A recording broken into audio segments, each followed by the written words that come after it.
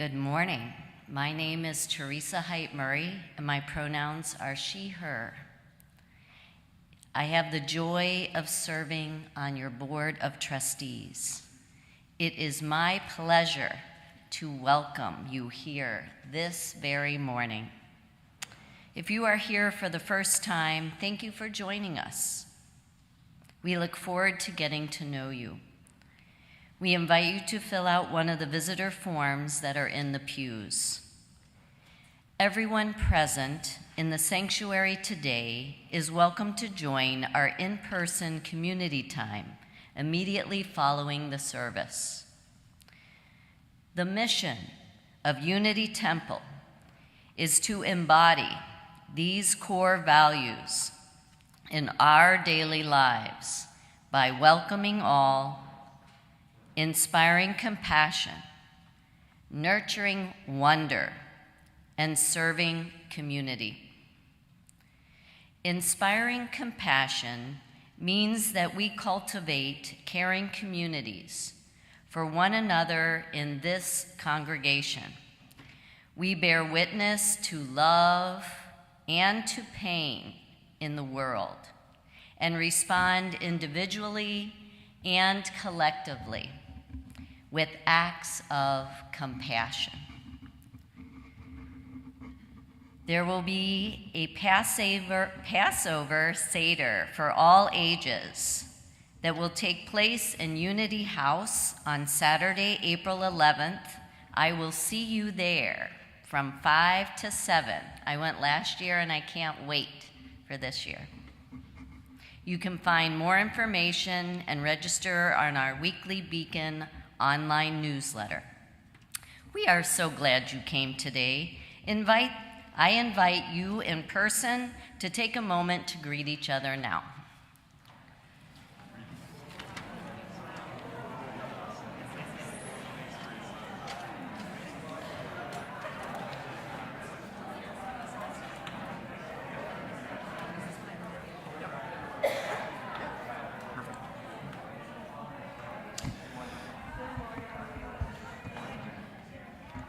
Good morning. Good morning. I'm Reverend Roger. I use he, him pronouns. And it is bittersweet this morning to have Lizzie be our chalice lighter for the first time. Lizzie is a worship associate. We'll hear from Lizzie shortly. And Lizzie is moving away at the end of April, back with family in Tennessee, and will take us with her, we trust, and will come back to visit, we hope, and will remain in our hearts. So let's join in the chalice lighting words as Lizzie lights it. We are Unitarian Universalists. This is the Church of the Open Mind, the loving heart, the helping hands. We take care of the planet Earth and each other.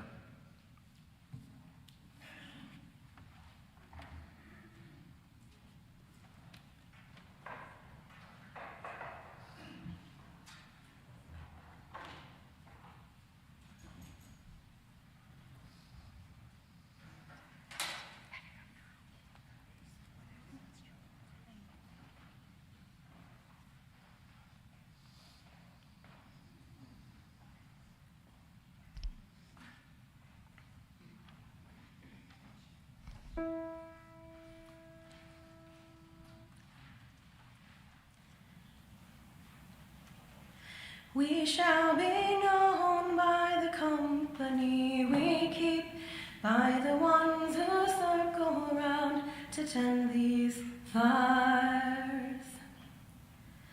We shall be known by the ones who sow and reap the seeds of change alive from deep within the earth. It is time now. It is time now that we thrive. It is time we lead ourselves into the well. It is time now, and what a time to be alive. In this great turning we shall learn to lead in love.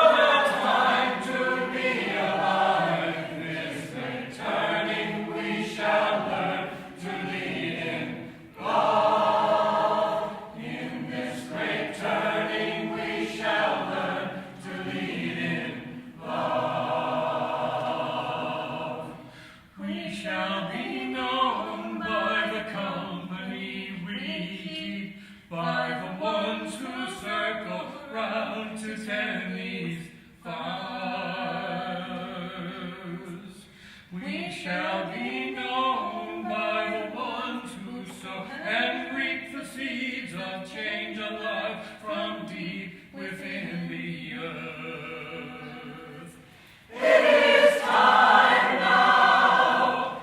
It is time now that we thrive. It is time we lead ourselves into the well. It is time now, and what a time to be alive. In this great turning we shall learn to lead in love.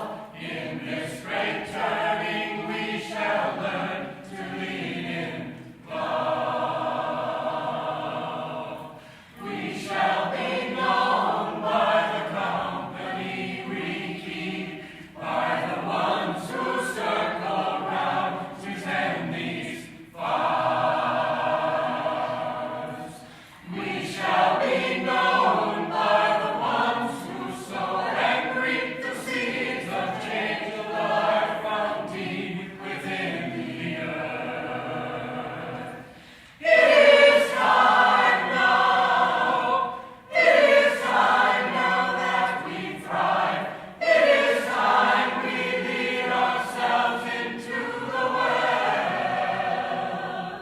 It is time now, and what a time to be alive. In this great turning we shall learn to lead in love. In this great turning we shall learn to lead in love. In this great turning we shall learn to lead in love. In this great turning we shall learn to lead in love.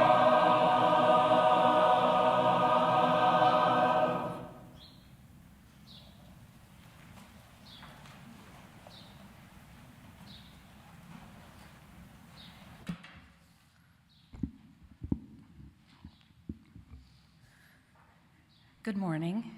My name is Lizzie. My pronouns are she, her, and I am today's worship associate.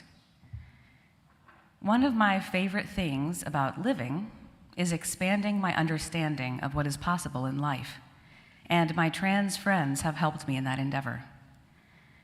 Growing up, in my worldview, a person could either be straight or gay. Both were equally valuable, and I had many passionate conversations with anyone who thought otherwise. However, I knew nothing about any other identities. In college, my roommate came home and told me she was learning about the spectrum of sexuality. And I remember arguing, no, people are either gay or straight, and there's nothing else. And she laughed. The confidence of that laughter was a clue to me that I was missing something major. A few months later, I was chatting with my friend in the DePaul University library, and her friend, who I'll call Sarah, walked up. Sarah was our age, and they told us they had just finished giving 2 lectures on being intersex. What's that? I wondered. They explained that they had been born with both female and male body parts. They're an activist to help people understand their experience. That day, my mind broke free of the misconception that life could somehow be contained in the little containers created by our society. If Sarah could have an entire experience that I did not even know could exist, what else didn't I know? I realized that if I thought I already knew what people could be, I would completely miss out on their actual experience of life. And that blind spot would be a huge loss. That day, my posture changed into one of openness by assuming I knew next to nothing. Since then, 2 people in my life have transitioned to the opposite gender, and hearing the joyful, life-affirming details of their journeys has been the honor of my life. I am so glad my trans friends exist the way they do. I am eternally grateful for their bravery, because their decision to live their truth breaks up the homogeny of binary and patriarchal thinking, which is completely revolutionary and a type of medicine for some of our society's ills. When they have the opportunity to live as the highest and best versions of themselves, we all benefit, because they show the rest of us the joy that can come when we live outside of what we thought or were told was possible. Whoever you are, wherever you are on your life journey or in the world, you are welcome here. Come, let us worship together. We welcome you to rise in body or spirit, to join in singing our opening congregational song, number 1053, in the Teal hymnal, How Could Anyone? We will sing the song twice.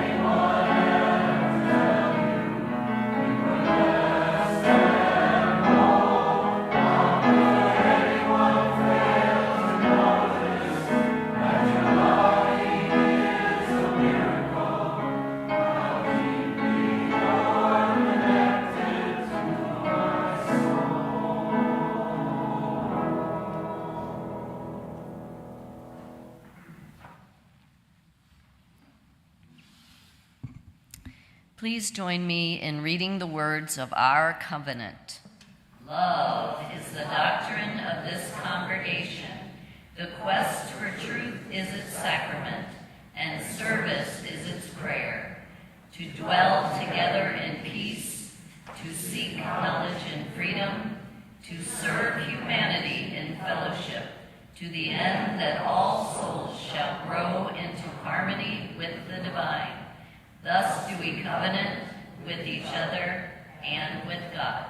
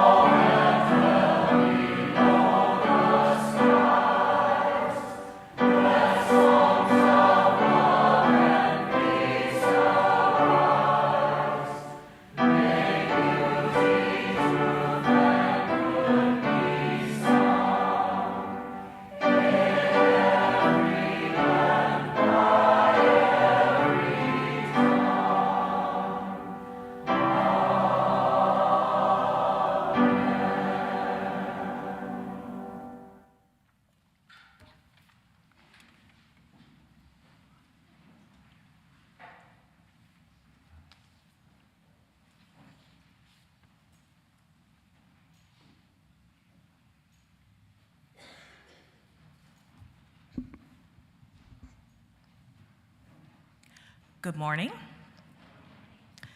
My name is Vanessa Crowder. I use she, her pronouns, and I serve on your spiritual care team.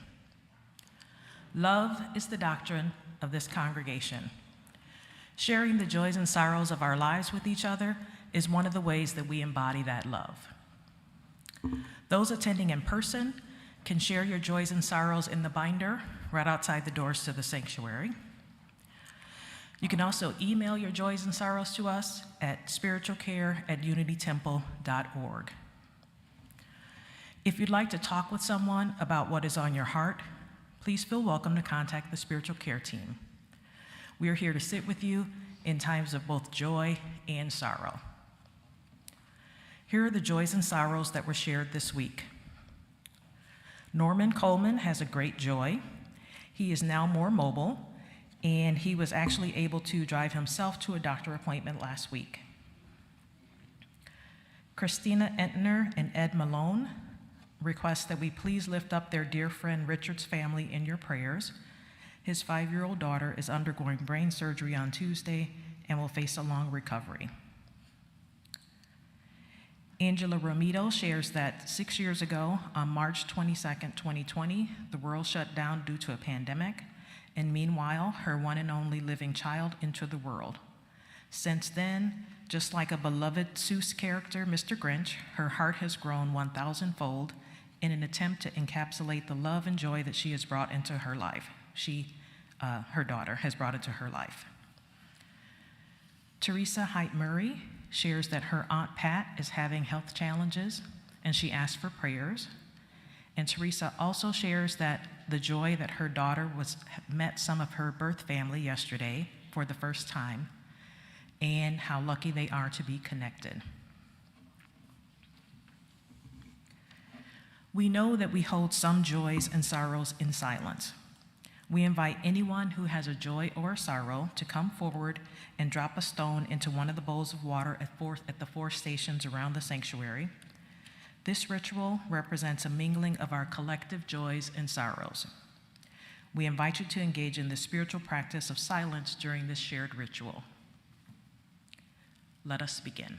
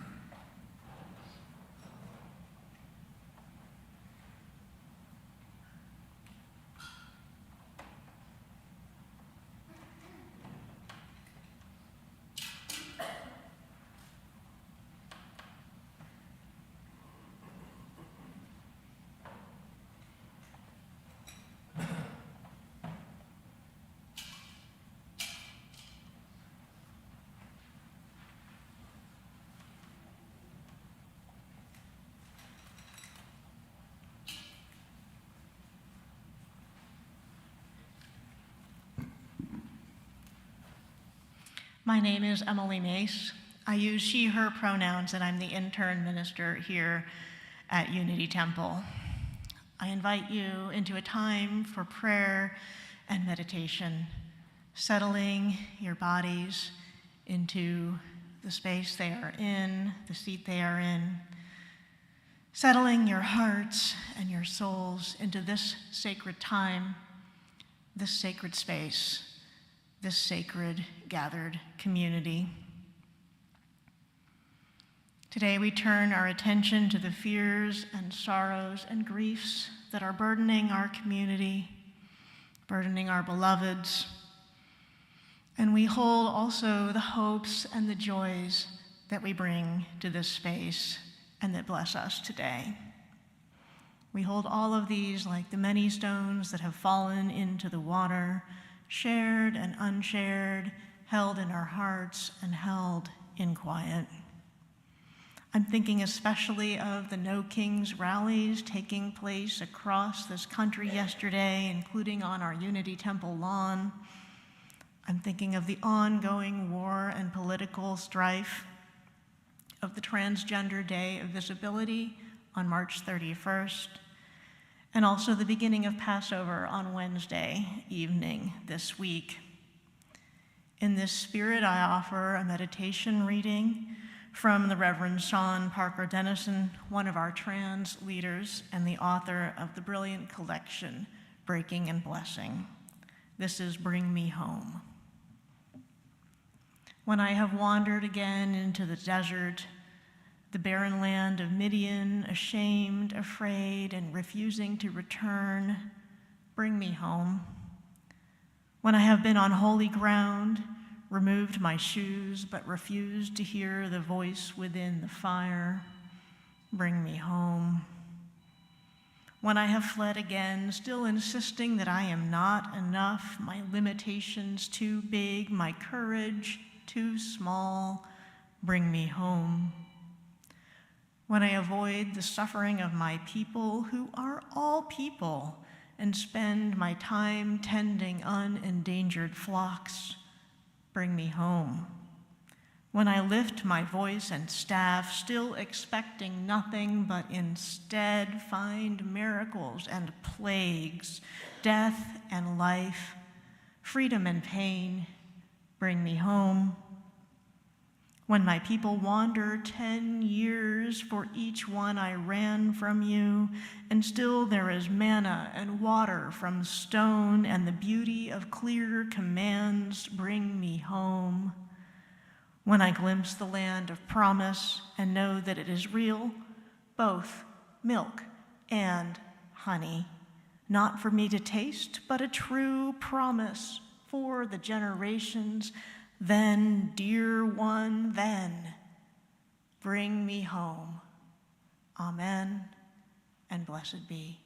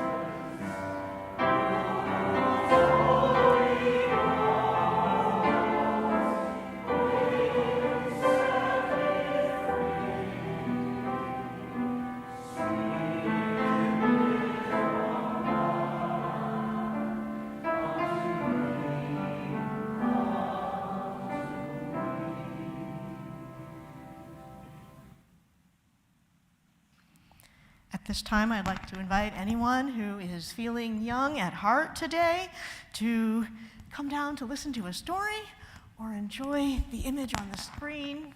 Our story today is When Aiden Became a Brother by Kyle Lukoff and illustrated by Kaylani Juanita.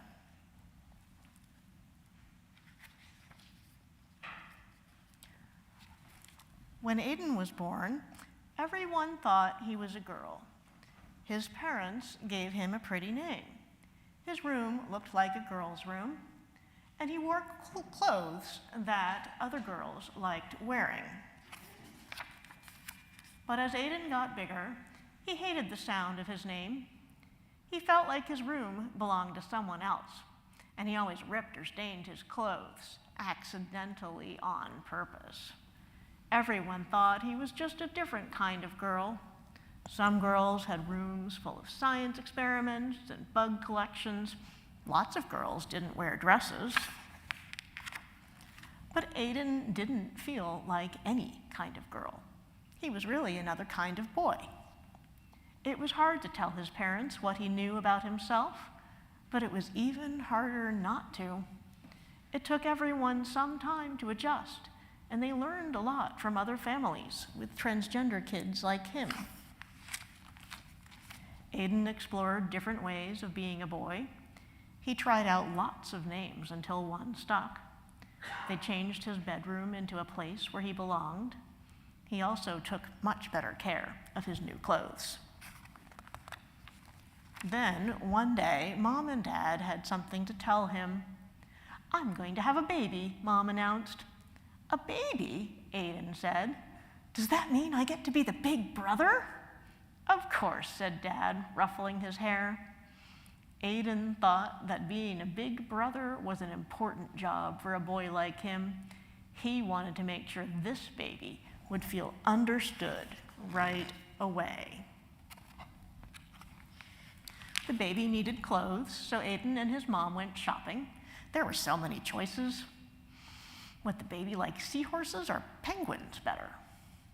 "Are you having a boy or a girl?" asked a lady. Aiden didn't like it when people asked if he was a boy or a girl, and he hoped the baby couldn't hear yet. He was glad when Mom just smiled and said, "I'm having a baby." The baby's room needed to be painted, so Aiden and his dad went to the hardware store. Dad chose a gallon of sky blue paint, and Aiden added a puffy cloud white. "Are you excited for your new brother or sister?" asked the paint guy. "I'm excited to be a big brother," Aiden said. The paint guy looked confused. Aiden could tell that he wanted to ask a different question and was glad to have his dad there.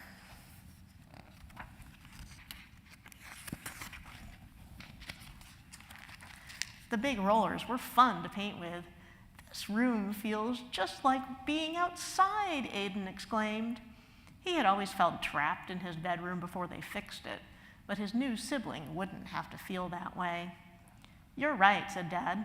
"Let's make some shapes in the clouds." Every baby needs a name. Aiden loved getting to choose his own, and he remembered that it had been hard for his parents to let go of the name they gave him. He looked for names that could fit this new person, no matter who they grew up to be.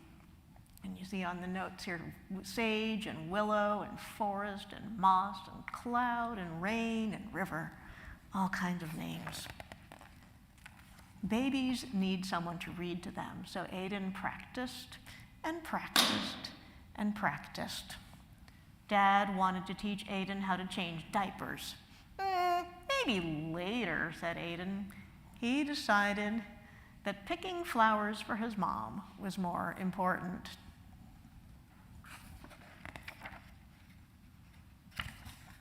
Two weeks before the baby's due date, Aiden started to worry. Maybe he should have picked different clothes. The blue walls might be too bright. He wished he could ask the baby which name they liked best. Mom came to tuck him in. Are you feeling okay, sweetie? She asked.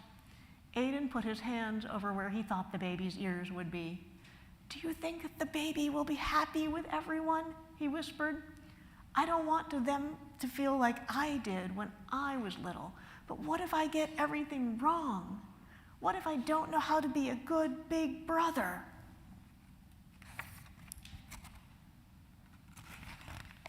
The next morning, oops, I think I skipped a page. There we go. Mom hugged him tight. When you were born, we didn't know you were going to be our son. We made some mistakes, but you helped us fix them. And you taught us how important it is to love someone for exactly who they are. This baby is so lucky to have you, and so are we. The next morning, Aiden found the boxes of his old baby pictures. He looked so different back then. It hadn't been easy, but he liked the boy he was growing into. Maybe everything wouldn't be perfect for this baby. Maybe he would have to fix mistakes he didn't even know he was making. And maybe that was okay. Aiden knew how to love someone, and that was the most important part of being a brother. The end.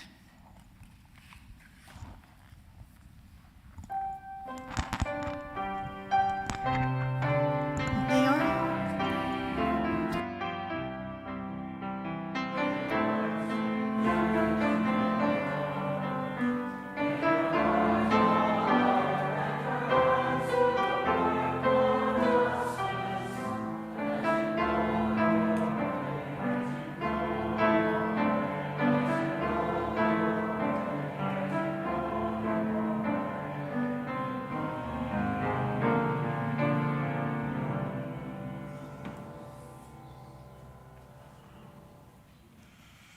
Each week, Unity Temple splits the collection evenly.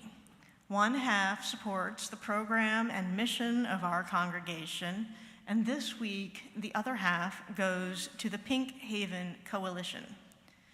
Pink Haven is a coalition of trans organizers, mutual aid groups, progressive faith organizations, including the UUA and the UU Service Committee, queer associations, and individual justice lovers. In response to the increasingly hostile legislative environment in the United States, Pink Haven Coalition creates networks of safety and direct support for trans beloveds and their families who need to relocate, access health care across state lines, or stay as safe as possible where they are. Pink Haven knows that liberation is a group project, and no one is free until everyone is free. They and we here proclaim that trans lives are sacred. May we be transformed by our giving, and may the world be transformed by our gifts.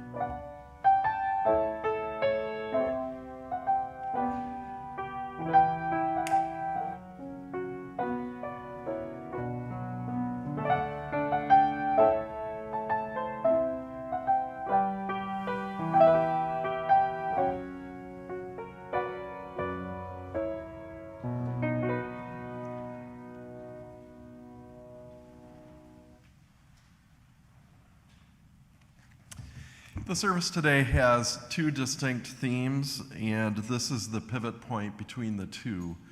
The first part focused more on the Trans Day of Visibility. Now we're shifting our focus to suicide awareness and prevention. And I know that this can be triggering for some, so this is a content warning.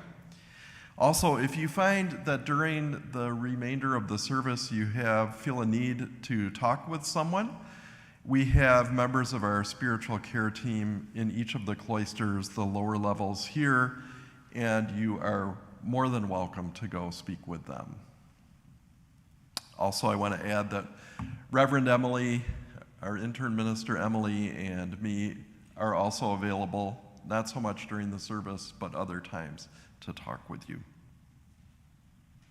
Our reading today is called Burlap Sack by Jane Hirschfield. A person is full of sorrow the way a burlap sack is full of stones or sand. We say, "Hand me the sack," but we get the weight, heavier if left out in the rain. To think that the stones or sand are the self is an error. To think that grief is the self is an error. Self carries grief as a pack mule carries the side bags, being careful between the trees to leave extra room. The mule is not the load of ropes and nails and axes. The self is not the miner, nor builder, nor driver. What would it be to take the bride and leave behind the heavy dowry? To let the thick-ribbed mule browse in tall grasses, its long ears waggling like the tails of two happy dogs. You Will Be Found is a piece which the choir will share in a moment, and it comes from the Broadway musical Dear Evan Hansen. This musical tells a story that focuses heavily on the need for connection, on mental health struggles, and the consequences of deception in the digital age. After misrepresenting his relationship with a fellow student who has died by suicide, Evan sings of the social isolation many young people experience, but reminds us that there is still hope.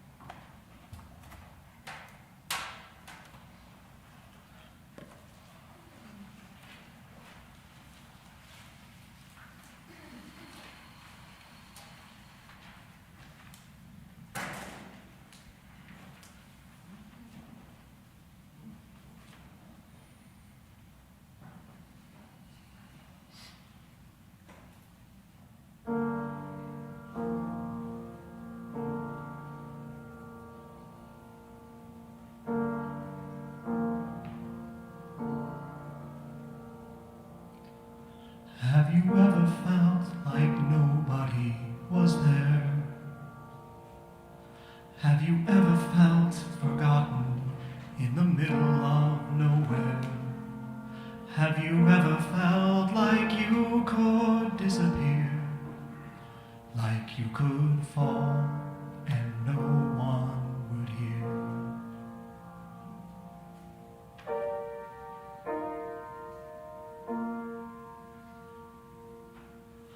So let that lonely feeling wash away, 'cause maybe there's a reason to believe you'll be okay. 'Cause when you don't feel strong enough to stand, you can reach out your hand. Someone will come running, they'll take you home.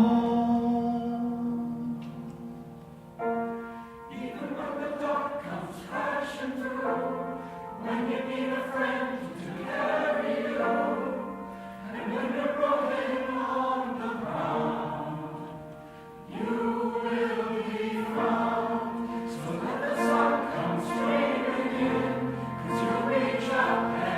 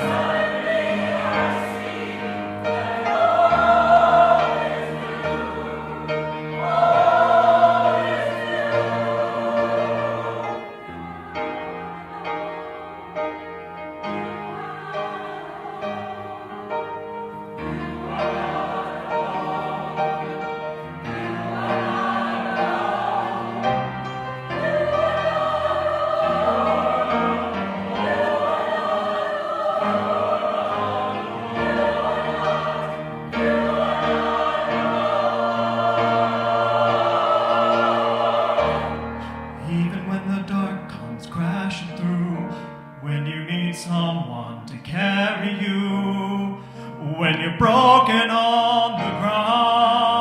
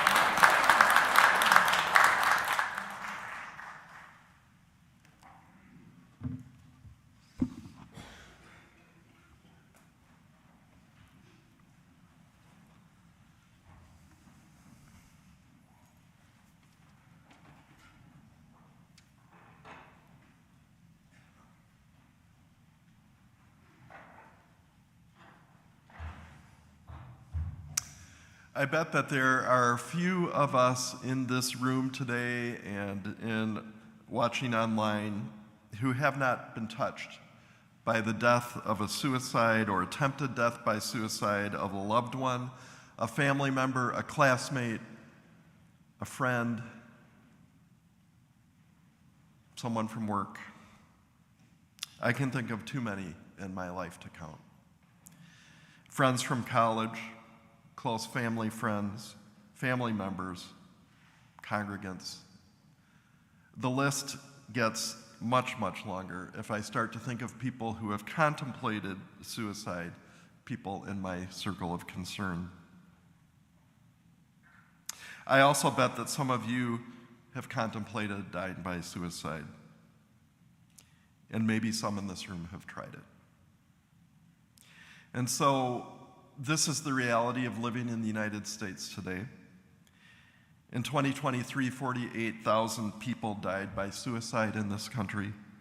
According to the CDC, suicide rates increased around 37% between 2000 and 2018, decreased by 5% between 2018 and 2020, and then returned and are on the upswing starting in 2022.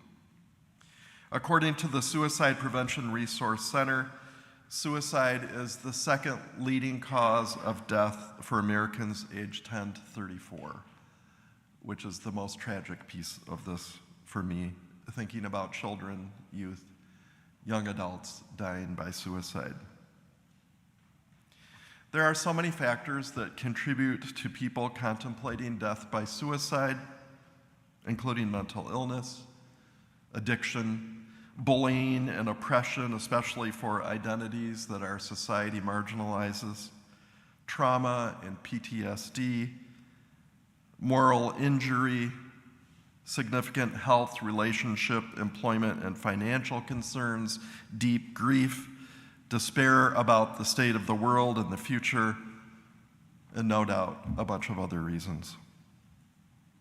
And it feels important to say that, though obvious in the United States, that gun ownership in this country, which has the highest civilian gun ownership rate in the world, in this country where close to half of all households have at least one gun on the premises, that this contributes mightily to the lethality of suicide attempts in the United States.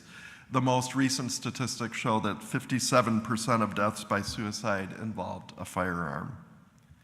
And so the fight for and against gun control mostly focuses on crime.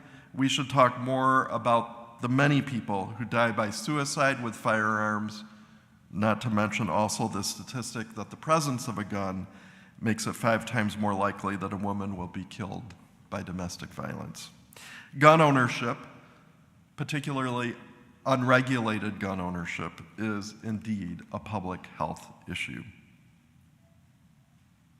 And so the presence of suicide in most of our lives, in one way or another, makes this an issue that cries out for conversation, for attention, for spiritual contemplation. But the stigma around suicide and talking about suicide remains strong. And it works against suicide awareness, education, and diminished awareness and understanding helps lead to the prevalence of suicide in our society.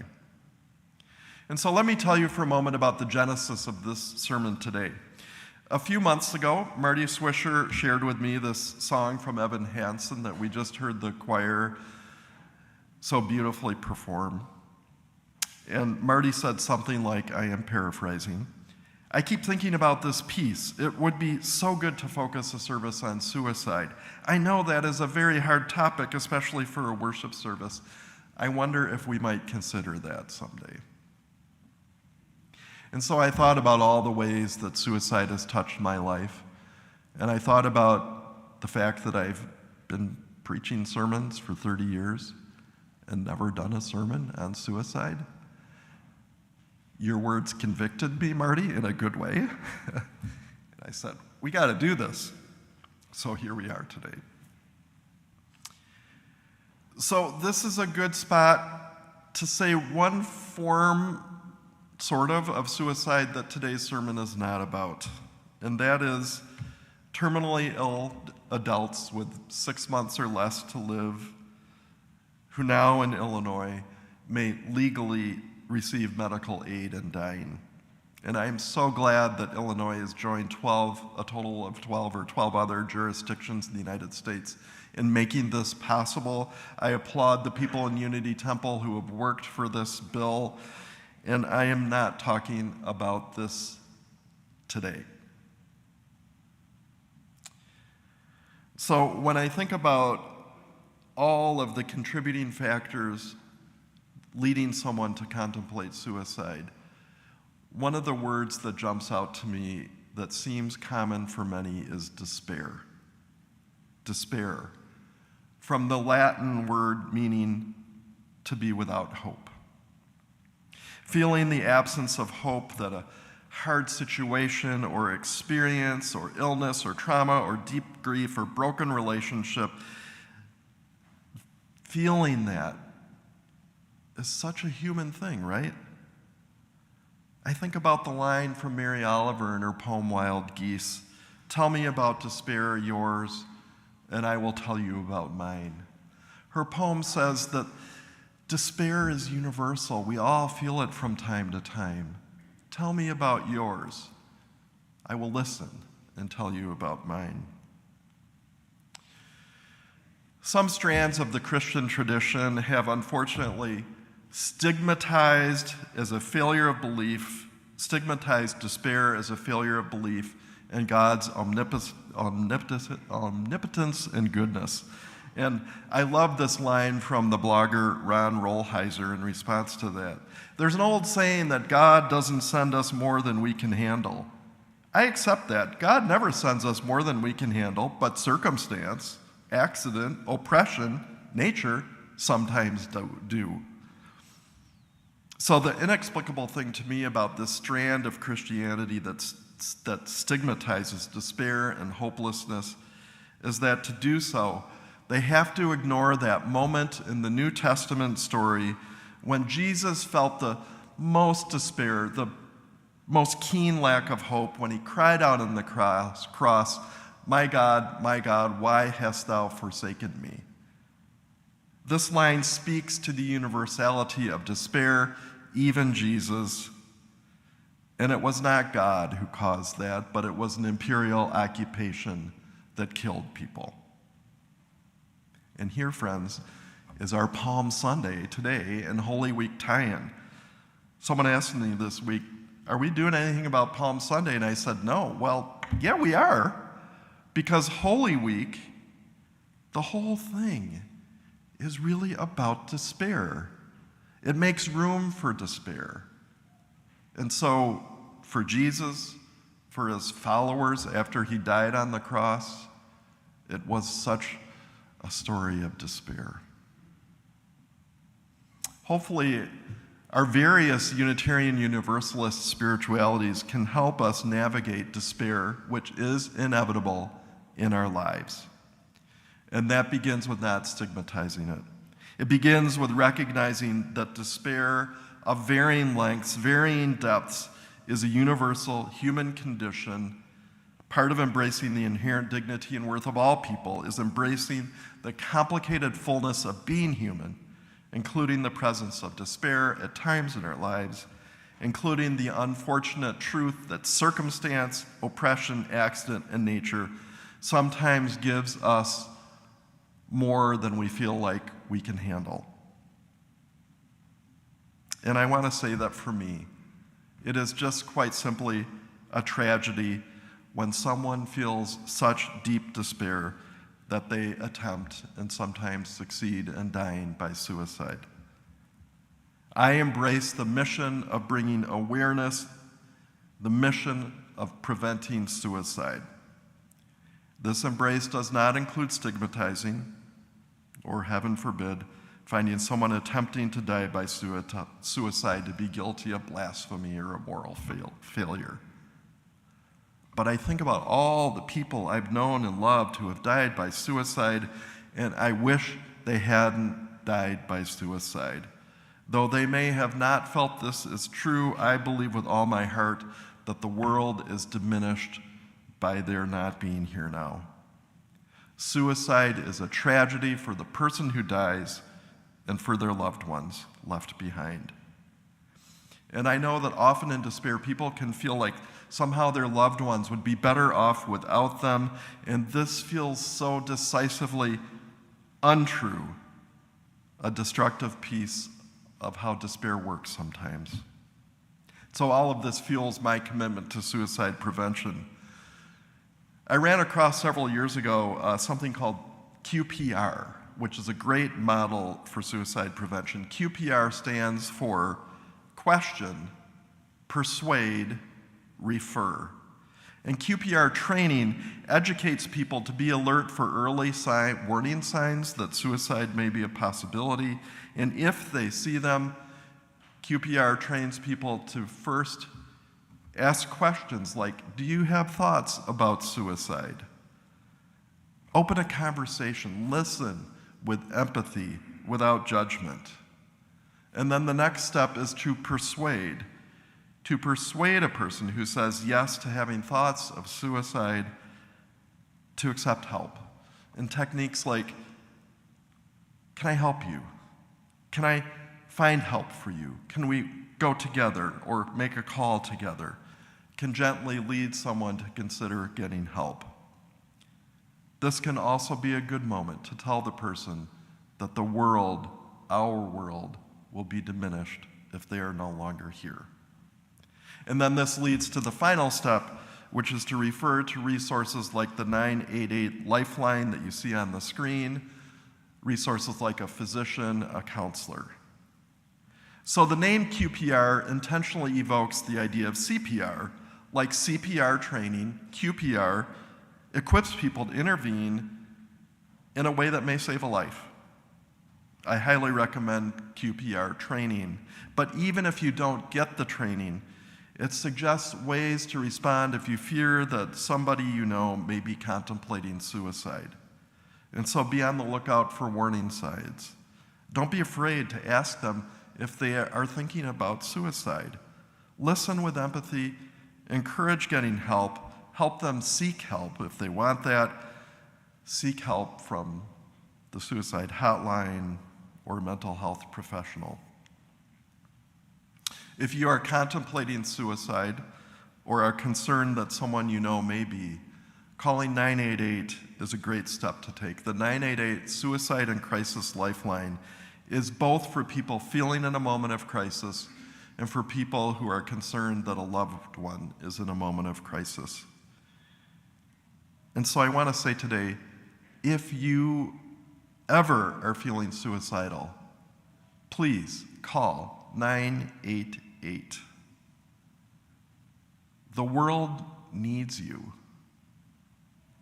We need you. You are enough. You are beautiful. Stay. So I've been thinking a lot about Jane Hirschfield's poem, The Burlap Sack, for the last few weeks. For me, the poem contains a message of hope even in life's most difficult moments. And so I want to read it a second time. A person is full of sorrow, the way a burlap sack is full of stones or sand. We say, hand me the sack, but we get the weight, heavier if left out in the rain. To think that the stones or sand are the self is an error. To think that grief is the self is an error. Self carries grief as a pack mule carries the side bags, being careful between the trees to leave extra room. The mule is not the load of ropes and nails and axes. The self is not the miner, nor builder, nor driver. What would it take the bride? What would it take? What would it be to take the bride and leave behind the heavy dowry? To let the thick-ribbed mule browse in tall grasses, its long ears waggling like the tails of two happy dogs. So this poem is helpful to me as I think about those things which can lead us to despair. Sorrow, for me, in that first line of the poem, is another word for despair. So a person is despairing the way a burlap sack is full of stones and sand. To think that the stones and sand are the self is an error. To think that whatever is causing us despair is ourself, our whole, beautiful, yes, imperfect self, is an error. And so is there a way that we can put down that sense of despair, recognizing that we are more than it is? Can we do that? Can we, even when the dark comes crashing through, as we heard, and you will be found, even burdened with that feeling, can we put down the burlap sack long enough to reach out to someone, to share our story, to be heard, to allow someone maybe to help nudge us toward health? Can we put down that burlap sack and get help so that one day again we can see the sun streaming in? And I hope that in this beloved spiritual community that we have a place where we can learn together ways to set down that burlap sack when we need to reach out for help, to know that we're more than these sorrows, these pains, these things that cause despair. I hope that this is a beloved community in which we can turn to one another when we are feeling despair. I hope that this is a place where every now and then we're able to save each other's life. Let's join in hymn number 396 in the bigger hymnal. I know this rose will open. Invite you to rise in body and in spirit.